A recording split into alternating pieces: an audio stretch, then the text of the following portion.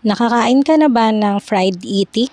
Hi guys! Hi ka-getaway! Sa bayan ng Angono, probinsya ng Rizal, isa sa mga nagbebenta nito ay ang Marlon's Special Fried Itik na matatagpuan sa E. Rodriguez Street, Barangay Santo Niño. Malapit lamang ang mga tindahan ng itik sa munisipyo ng Angono, Rizal. Open ang store nila ng 10 a.m. hanggang 9 p.m. Araw-araw yan ha, kaya kung dadayo kayo ng Angono, Rizal, hindi kayo mabibigo at makakatikim kayo ng deep fried special itik. Wala silang dine-in restaurant, lahat ay for take-out, pero kailangan nating matikman agad ito dahil mas masarap ito kung bagong luto. Sa tabi ng City Hall ng Angono, Rizal, may tindahan ng pares. Dito ko na tinikman itong special itik na ito. Kalasa pala ng itik ang manok.